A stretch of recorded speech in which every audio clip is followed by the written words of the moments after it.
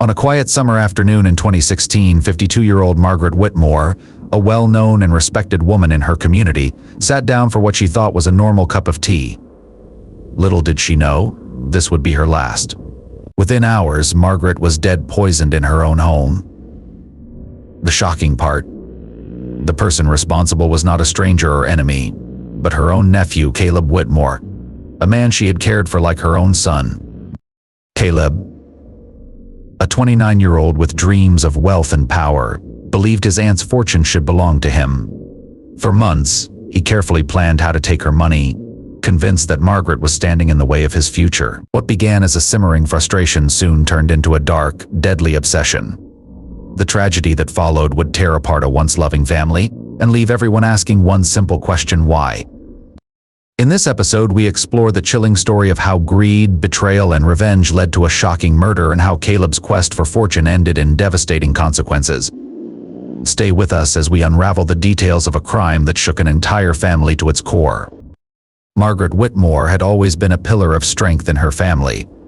Standing at 5'5" with silver gray hair, her sharp green eyes hinted at the wisdom and grace she carried through her 52 years. People in the community respected her for her artistic talents, business acumen, and generosity. Margaret was known for her charity work, often donating to local shelters, schools, and art programs. She wasn't flashy or ostentatious about her wealth, but it was no secret that Margaret lived comfortably in the large family estate, nestled at the end of an old tree-lined road, just outside of town. The Whitmore family had been a staple in the town's history for generations, and Margaret held the keys to that legacy. Her nephew Caleb, now 29, was different. He had always been something of a lost soul, even as a child. When his mother, Margaret's younger sister, passed away unexpectedly in a car accident when Caleb was just 10 years old, Margaret took him in without hesitation. She became his guardian, his provider, and his only family. Margaret had never married and had no children of her own, so Caleb filled that gap for her. She treated him as if he were her own son, nurturing him through the pain of losing his mother and giving him every opportunity to succeed. But Caleb was never easy. Even as a young boy, he had a rebellious streak. He wasn't one for rules or structure, often pushing boundaries and getting into trouble at school. Margaret, patient and loving, chalked it up to grief. She thought that over time Caleb would settle down, especially with the resources and love she poured into him. She paid for his private schooling, his extracurricular activities, and later his college education. Caleb had every opportunity handed to him, but something always seemed to go wrong. By the time Caleb was in his mid-20s, it was clear that things weren't going as planned. He had dropped out of college after a few failed semesters, tried his hand at starting a few businesses, all of which collapsed in debt, and he couldn't hold a steady job. Margaret was disappointed but never voiced it.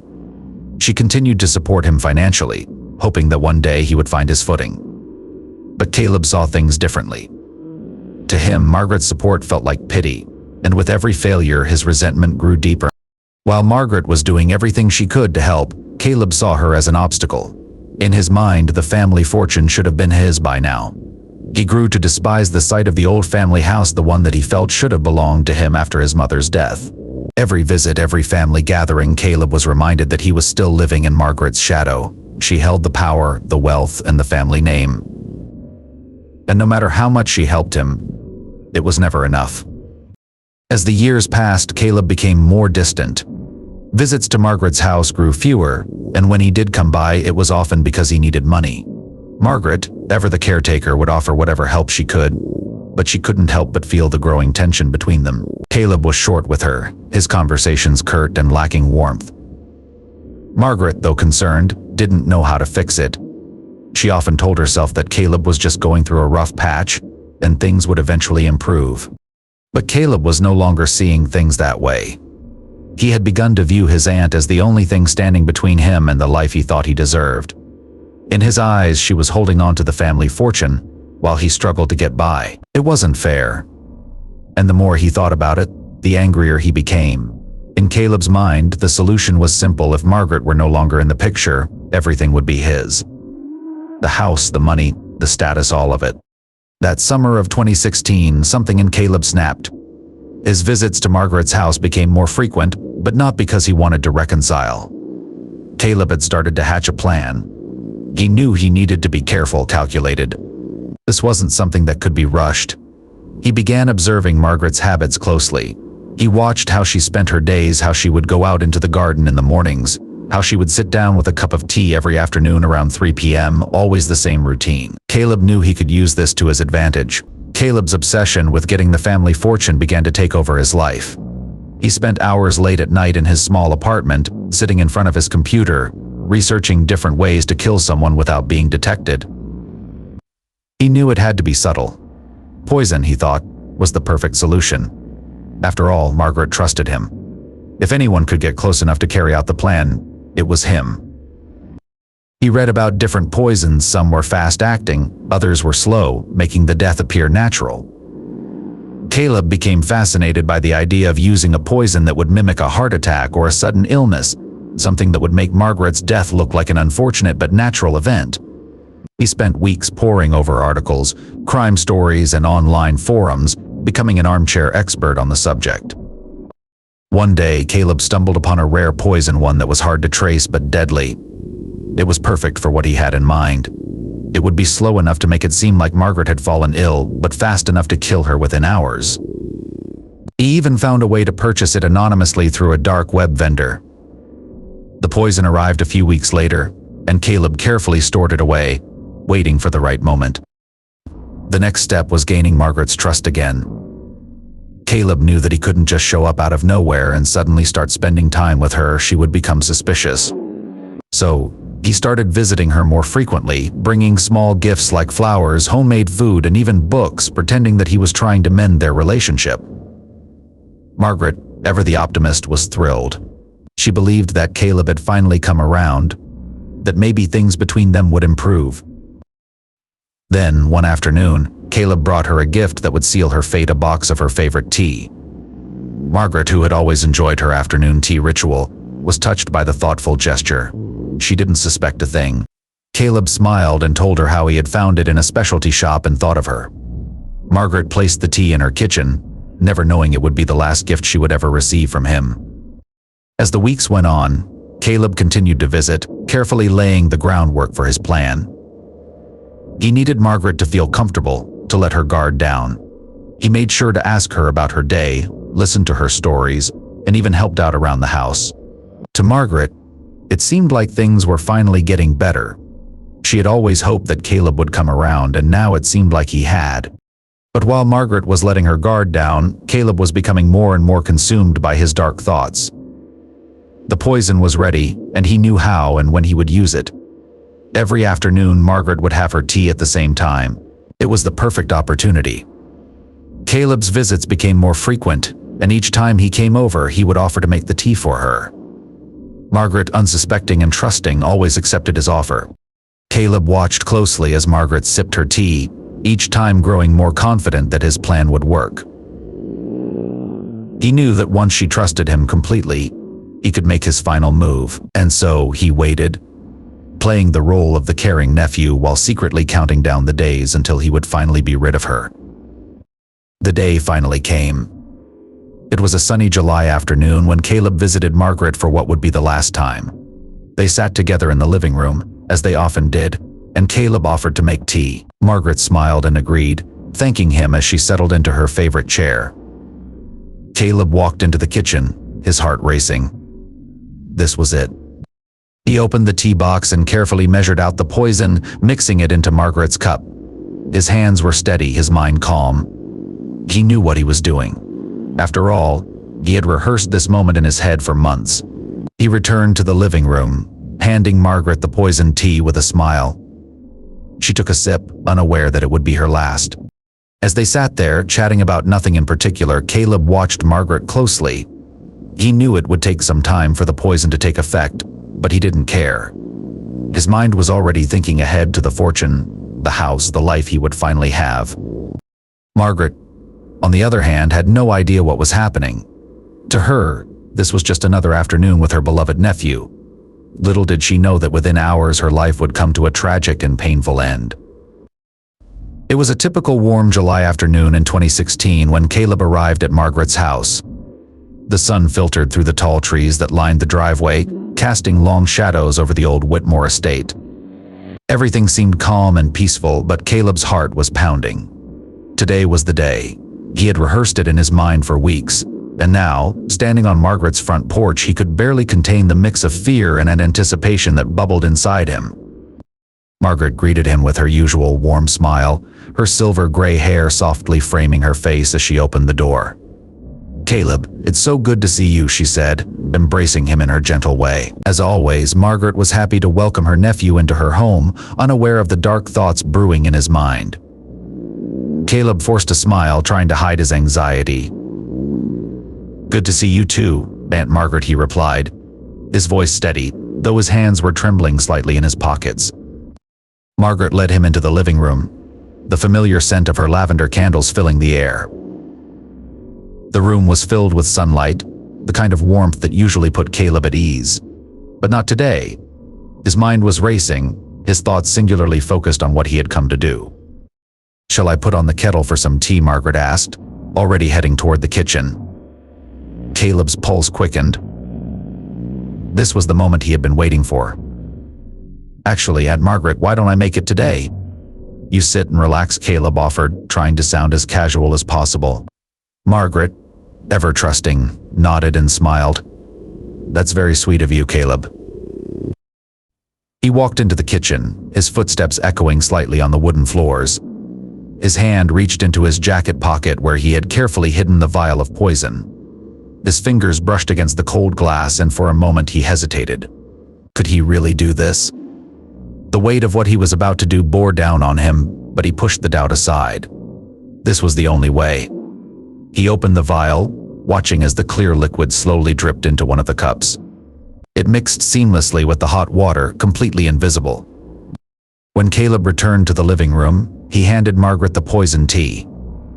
His hands no longer trembled, there was no turning back now. They sat together, just as they had many times before. Margaret sipped her tea, her face calm and content. Caleb forced small talk, though he barely heard his own words. His eyes never left her cup, watching as she took sip after sip, each one bringing her closer to the end. For a while, everything seemed normal. Margaret chatted about the garden, the new book she was reading, and how she planned to host a small gathering for some of her old friends. Caleb listened half-heartedly, his mind consumed by the ticking clock. He knew the poison would take time to work, slowly making its way through her system.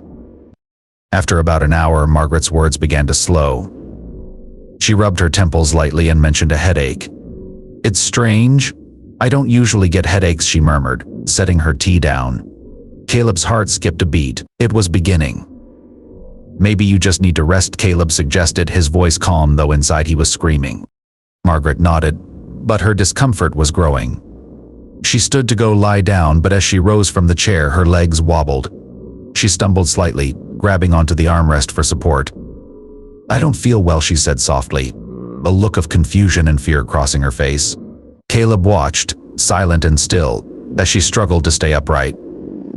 Within minutes, Margaret collapsed onto the living room floor, her body convulsing as the poison tore through her. Caleb stood frozen, watching as his aunt, the woman who had raised and cared for him, fought for her life. There was a part of him deep down that wanted to help her, to save her. But it was too late. He had come too far, and in his mind there was no going back. He didn't call for help. Instead, Caleb stood there, staring at her lifeless form on the floor. The room, which had once been filled with warmth and comfort, now felt cold and eerie. After a few moments, he walked out of the house, making sure no one saw him leave. His footsteps were steady, his expression blank. As he drove away from the estate, a strange calm washed over him. The deed was done. All he had to do now was wait. Later that evening, Margaret's neighbor, Helen, came by to drop off a pie she had baked. Helen often visited Margaret, and they shared many cups of tea and stories over the years. When Margaret didn't answer the door, Helen let herself in, assuming Margaret was simply resting. But when she saw Margaret's motionless body on the living room floor, panic set in. She screamed and rushed to call 911. By the time the paramedics arrived, it was too late. Margaret Whitmore was dead, and no one knew why. The news of Margaret Whitmore's sudden death spread quickly through the small community. She had been a beloved figure, known for her charity work and kind heart, and her passing left a deep void in the lives of those who knew her. But there was something unsettling about the whole situation. Margaret had always been healthy. She was active, full of life, and always on the go. The idea that she had simply collapsed from a heart attack or natural causes didn't sit right with many of her friends. Detective William Jennings, a seasoned investigator with over 20 years on the force, was assigned to the case. Jennings was known for his meticulous attention to detail and his ability to see what others missed. He had solved countless cases in his career, but something about Margaret's death nagged at him. It felt off.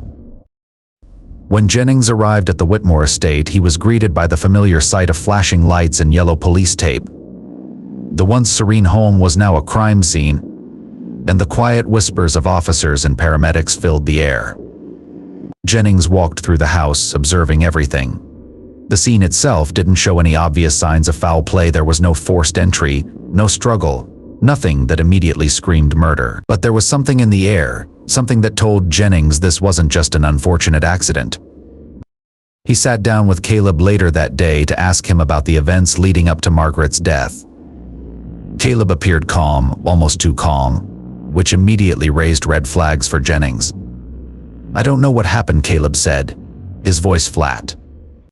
"We were just sitting there having tea like we always do, and she started feeling sick." Jennings nodded, but something about Caleb's demeanor didn't sit right with him. It wasn't just the words Caleb used, it was the lack of emotion behind them. The detective made a mental note to keep a closer eye on him as the investigation progressed. Over the next few days, Jennings dove deeper into Margaret's life. He interviewed her friends, neighbors, and anyone who had been close to her. Everyone had the same things to say. Margaret was healthy, active, and full of life. Her death simply didn't make sense. One thing that caught Jennings' attention was Margaret's will. Just a few months before her death, Margaret had updated her will to leave the bulk of her estate to Caleb. This alone wasn't necessarily suspicious. Margaret didn't have any other immediate family, and it made sense that she would leave her fortune to her only nephew. But combined with Caleb's odd behavior, it made Jennings wonder if there was more to the story. The turning point in the investigation came when Jennings noticed something unusual in Margaret's kitchen. A box of tea, neatly placed on the counter, stood out to him. Caleb had mentioned that they had been drinking tea when Margaret fell ill, and it seemed like an innocuous detail at first, but something about the tea bothered Jennings. It was new, unopened, and looked out of place among the rest of Margaret's kitchen items. Curious, Jennings ordered a full toxicology report on Margaret's body, wanting to rule out any possibility of poisoning. He didn't expect much after all. It was a long shot, but when the results came back, they were shocking. Traces of a rare poison were found in Margaret's system. A poison that was not only lethal but incredibly difficult to detect. Suddenly, everything clicked into place. Margaret hadn't died of natural causes, she had been murdered. And the tea, the very thing Caleb had insisted on preparing, had been the delivery method. Jennings wasted no time. He gathered his team and began building a case against Caleb. The poison, the will, Caleb's suspicious behavior, it all pointed to one thing. Caleb had murdered his aunt for her fortune. The investigation now had a new focus. Jennings dug into Caleb's life, uncovering a history of financial troubles, failed business ventures, and mounting debt. Caleb had been desperate for money, and Margaret's fortune was the solution he had been looking for. The final piece of the puzzle came when Jennings reviewed Caleb's search history. On his computer, Caleb had looked up information on different poisons, how to administer them, and how to cover his tracks. It was the smoking gun Jennings needed. With the evidence in hand, Jennings brought Caleb back in for questioning.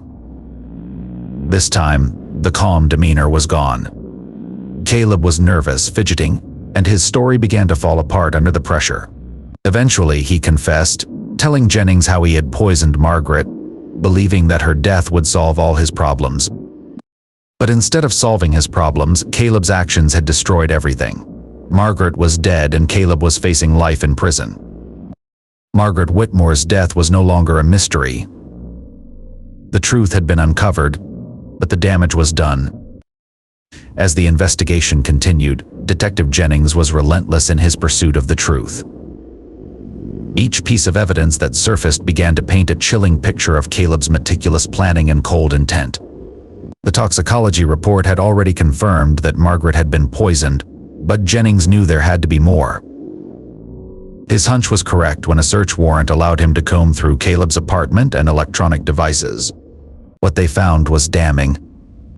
Caleb had left a digital trail, an entire history of internet searches about poisons, including phrases like undetectable poisons, how to kill without a trace, and best ways to inherit family wealth. As Jennings and his team sifted through the data, they found more disturbing searches, step-by-step guides on how to administer poison, and how long it would take for the victim to die. Caleb had been planning Margaret's murder for months, perhaps even longer than anyone had suspected.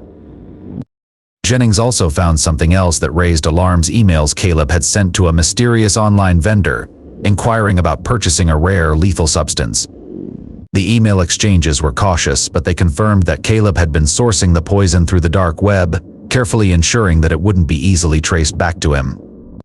As the weight of the evidence mounted, Jennings brought Caleb in for questioning once more. Caleb had been cooperative during the early stages of the investigation, playing the part of the grieving nephew, but now his calm demeanor had faded. Sitting across from Jennings in the cold, sterile interrogation room, Caleb looked visibly shaken. His hands fidgeted on the table, and his eyes darted around the room, as if looking for an escape. At first, Caleb maintained his innocence. He insisted that he had no idea what had happened to his aunt, claiming that her sudden death had been as much of a shock to him as anyone else. She was healthy, he repeated, over and over. Why would I do anything to hurt her? She took care of me. But Jennings was methodical. He laid out the evidence piece by piece, watching as Caleb's confidence began to crumble. First, the search history, every incriminating keyword, every attempt to figure out how to murder without getting caught. Then, the emails to the dark web vendor. Caleb's face paled as he realized just how much the police had uncovered. His story started to shift, becoming more contradictory with every word. The final blow came when Jennings revealed that multiple witnesses had seen Caleb acting nervously around the time of Margaret's death. Neighbors had reported seeing him leave the house on the day Margaret collapsed, looking unusually anxious and avoiding eye contact with anyone he passed. Even his own friend, Derek Matthews, had mentioned that Caleb had been behaving erratically in the days leading up to the incident. Caleb's alibi, flimsy from the start, was unraveling fast. As Jennings applied more pressure, Caleb's defenses shattered. He broke down, his voice shaking as he finally confessed. He told Jennings how he had grown tired of watching Margaret live in comfort while he struggled. He believed that if he could just get rid of her, everything would fall into place. He would inherit the family fortune, take control of the estate, and live the life he had always dreamed of. It had all seemed so simple in his head. Caleb's confession was chilling in its cold logic. He spoke about the murder as though it had been a business decision, something that needed to be done to solve his problems. He admitted to bringing the poisoned tea to Margaret's house, watching as she drank it, knowing that she had only hours to live. But what shocked Jennings most was Caleb's lack of remorse. Even as he spoke of Margaret's final moments, there was no hint of regret in his voice. He had believed, up until that moment in the interrogation room, that he would get away with it. I thought it would be quick, Caleb said quietly, staring at the table. I thought once she was gone, everything would be fine. I didn't think it would all fall apart like this. But fall apart it did. Caleb's plan had been doomed from the start. Instead of gaining wealth and freedom, he had sealed his own fate. The community was stunned by the revelation. Margaret had been a beloved figure, and the idea that her own nephew had betrayed her in such a calculated, cold-blooded way left everyone reeling. Friends and neighbors who had once seen Caleb as a troubled but ultimately harmless young man now looked at him with disgust and disbelief. The Whitmore family, though already small, was now irreparably broken. Margaret had been Caleb's only family left, the one person who had supported him through his entire life, and he had repaid her with betrayal and murder. For many, it was the ultimate act of selfishness. The trial was swift. The prosecution presented the mountain of evidence against Caleb: the poison, the internet searches, the dark web transactions, and of course his confession. The defense tried to argue that Caleb had been mentally unstable, driven to the edge by years of failure and desperation, but it wasn't enough to sway the jury. Caleb was found guilty of first-degree murder and sentenced to life in prison without the possibility of parole. As the sentence was read, Caleb showed no emotion. He sat motionless, staring straight ahead, as if he had already resigned himself to his fate. In the end, Caleb's quest for wealth and revenge had led not to freedom, but to his own downfall. Margaret Whitmore's life had been taken by the very person she had loved and cared for the most, a cruel twist of fate that left everyone asking how could it have come to this.